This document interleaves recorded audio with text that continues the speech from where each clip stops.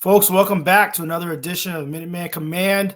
I'm your host, Christian McCullum, here with another command expert. This time we got my good buddy, Dave Beaudin. Dave, thanks for joining us. Yeah, and I'm fired up to man. We could go for months with all these new recruits and transfers, Christian.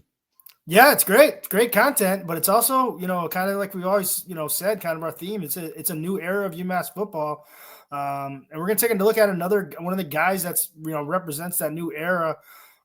Former Georgetown DB Zeraun Daniel.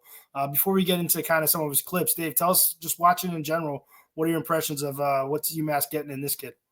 Yeah, I think the biggest thing is versatility. He can really do it all. So he can play at the line of scrimmage, which we'll see here. We start rolling clips in a little bit. He can also play, as they say, on the roof, right? As a 3 deep high safety.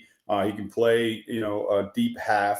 He's shown that on film as well. In addition to that, he can play, man to man, and certainly big and physical enough to strike guys and make tackles. And so, to me, you got a complete guy at safety that can do a lot, which really adds to the versatility of any defense. All right, let's check out some clips. So the first one here, you can see, you look at it and you say, okay, well, the ball got tipped right into his hands, and who can't do that? But the reality is, this is a guy in 2 years, played as a true freshman at Georgetown, had 7 interceptions within the 2 years. This past season, that included 5 interceptions in 2024. So the guy's always around the ball, whether it's interceptions like this, but it's because he's in the right place. Like, that doesn't just happen overnight, maybe one a season.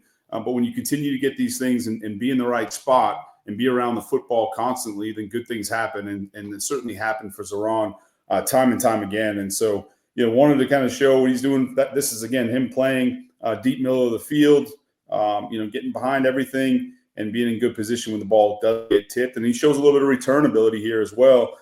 Bigger guy, though, so it's really impressive that he's able to do that on the back end. I like the fact you watch, he's coming down to make a hit, right? And then he just puts the brakes on, is able to change from, tackler to receiver in an instant. And that's just, natural athleticism. Yeah, I couldn't agree more. You're going to see a lot of that, right? You're going to see, he's aggressive for sure. I think if he had a preference, and we'll get a chance, I'm sure, to talk to him more and ask him these things directly. But I think if he had a preference, he'd prefer to play around the football, because he's a physical guy that loves contact, loves to strike. And so, he plays with violence, but he's able to take that and still stay disciplined enough to do all the other things that it requires at that position. Now let's check out another clip. So here you can see him playing. Now he's playing a little bit more flat-footed, so he's got run responsibility. What he does here that I really love is a bunch of things, but one of them is sort of run that J path, as they say, from that safety spot. So running the J, working inside out on the receiver here, working inside out, and what he does a really good job is, striking with his near foot, near shoulder. Okay, and then wrapping and rolling, and that hawk tackling that the Seahawks made so popular, the rugby style tackle that everyone has gone to. He executes that to perfection. And I love the fact that he doesn't overrun the ball. He stays patient. Again, that's something that's really consistent and shows up on film everywhere. His patience and discipline, all while not losing any of that aggressiveness that we talked about. So love the fact here that he strikes, wraps and rolls, strikes the near hip. Runs the J path, and again, works inside out, something that you love to see from this position. You talk about that patience, but when it's time to go, he pulls the trigger. I don't know what he did in high school. Maybe he was a Q, but I bet if he was a running back, he was a damn good running back. Agreed. Yeah, that would align, and he's clearly a smart guy. I mean, you can see it on the field. It shows up on the field, but also, and obviously, a Georgetown kid. They don't let guys like me in there, so I could tell you that he's a smart kid. He also comes from Poly Prep in Brooklyn, really an elite prep school. So he's displayed. Obviously, he's a smart guy on and off the field. Has a lot of patience, and it wouldn't surprise me if he played some running back either. But they love his length too. I mean, that's I've talked to some guys that love the fact that he can do all these things while being a little bit longer, and we'll see how that shows up in the next couple of clips and how that really makes a big difference. All right. This is one of these here. So Christian, we talk all the time. You hear all the commentators talking about RPOs and the conflict player on defense. And Zeraun in this one, he's highlighted here at the beginning. He's the conflict player for the quarterback. So that's the guy that the quarterback is reading when he puts the ball down in the belly of the running back. His eyes go directly to Zeraun. You can see it there. He gives the quarterback a pull read, right? He's obviously stepping up for a run. But the fact that, again, he's disciplined, he can change direction, his length really causes problems. When you're trying to run this is a very popular RPO with a glance route by the single receiver to the right of our screen. And when you look at him, that's the guy to read. If he steps up, you throw the glance, which is some people call it a bang eight post, skinny post by the receiver. But that's the conflict player. If you can play both, then obviously you can cause a lot of problems. And that's exactly what he does right here. He's able to step up for run, then redirect, has the length, and then the athletic ability to elevate and make a play on the football. That makes it nearly impossible for quarterbacks, running these schemes, which you see all over college football. Couple things here I point out, like you talk about that RPO. He doesn't even need to know where the receiver is because he knows where that glance route's coming. He doesn't need to look back and say, okay, this is RPO. What do I need? He knows. For sure. The other thing, and this doesn't apply perfectly, but it was one thing that made me think of that. Now, I got a 16-year-old who I helped, when he was playing youth football, and I got a 6- and 8-year-old now coming up, daughters. What do you think we tell them when it comes to them not knowing stuff and them make mistakes? How do you think we tell them to make mistakes? Well, at 100%, I mean, 100. We'd say 1,000,000 miles an hour in our house. Okay, 100%, maybe down in Texas, 1,000,000 miles an hour, right? So now this isn't necessarily a mistake, but the idea is when you're young, I just don't want you doing nothing, right? So if you don't know what the heck's going on, just go do something. This is the absolute opposite spectrum of that, right? This is the kid who knows exactly what to do, and you're only able to make these kind of plays when you do have that film study and knowledge base and all that stuff put together. Yeah, well, you hit it on the head. In addition to having the ability to do it, it's the preparation, right? What you can surmise from watching one clip like this is the fact that clearly he's prepared throughout the week and throughout the season to know that these things are coming. He's able to step up for run and know where the ball's going to be delivered if the ball is pulled. And so you got to have the athletic ability certainly to execute, but you have to have the preparation and put in the time and the film study, like you said, to be able to sense that it's coming. And so that you see all that in one clip, it's again, this is really impressive. And it makes it so hard on these offenses now that are counting on having sort of a +1 versus the defense. But if a guy can play both, then obviously now all of a sudden that just evens the card. Absolutely.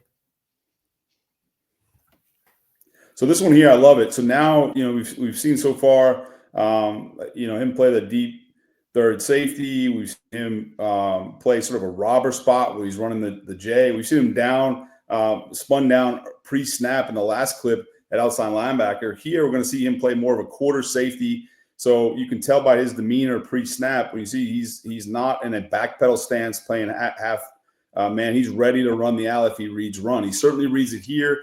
What they're taught to do at safety and outside linebackers, read that back path. So they call this level 1. When the back is straight across the quarterback, now you can know that's going to be an outside run play based on the back's path. So he's taught to do that. He sees it right away and pulls the ripcord and goes right now. There's no hesitation. He knows it. Again, goes back to that preparation. He reads it. The other thing he does is this is a great team defensive play as he fits into it, because if you see the defensive end to his side, he's setting the edge. His job is to try and force everything back in and condense that gap, and he's got to play off the defensive end. Had he got reached, now Zeraun would fit outside of that, right? But he's now setting the edge, so he fits on inside and makes a play behind the line of scrimmage. Really impressive in so many different areas, reading, reacting, certainly the tackle itself, but also fitting in and being a team defensive guy. But you can see the aggressive and the size to bring Brown running backs with ease.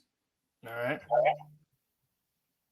Here, I want to make sure that we saw this here. Now, not ideal on the snap. The great thing here is he's playing man-to-man. So he's proven that, not all safeties can play man-to-man. Like, you can ask him to play a two-high shell and be a deep half player or a deep middle third player. That's one thing.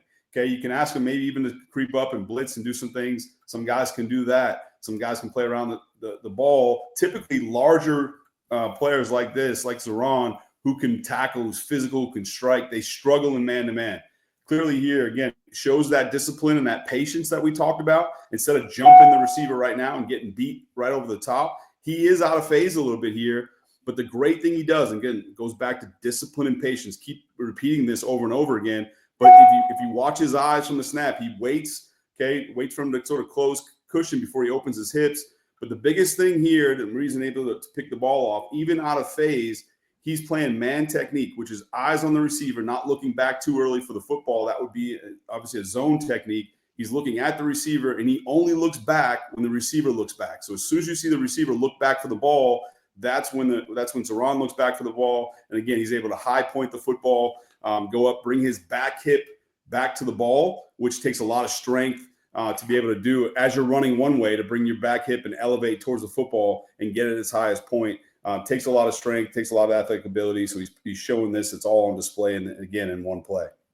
Why do you end up out of phase in this clip? Are his feet stuck in the ground just a half second too long, or yeah, possibly? But again, like the alternative is that guys want to be overly aggressive at the line of scrimmage, and then they have no chance to catch up and get back into phase. So you'd rather see a guy be overly patient.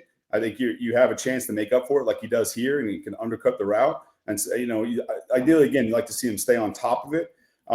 But again, I'd rather see this than a guy make it jump and he's out of phase. Now his hips are completely out of place, and then he's just turning and sprinting.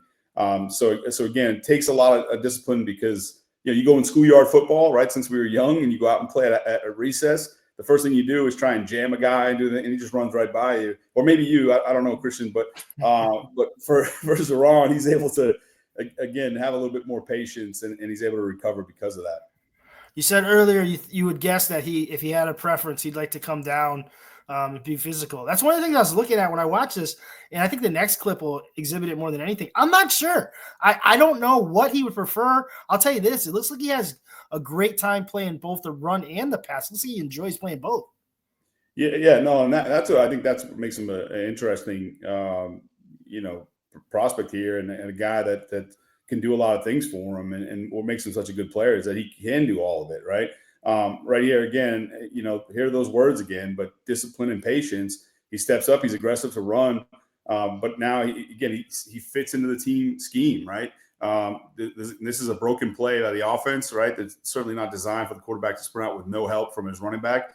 So that's a little bit different, but the reality is, he's going to play the quarterback. He sees another one of his teammates there, and so now he backpedals and able to come up with another interception. Just another example of being around the football, doing the right things, and making plays happen.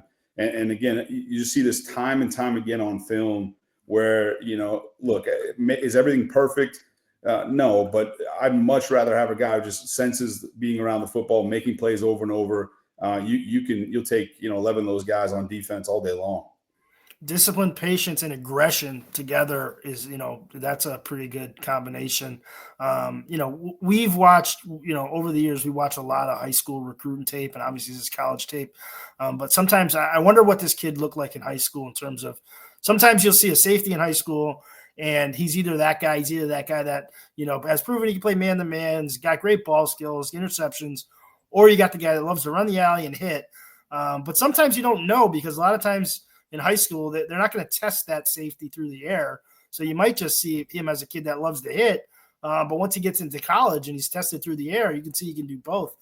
Maybe he's one of those kids.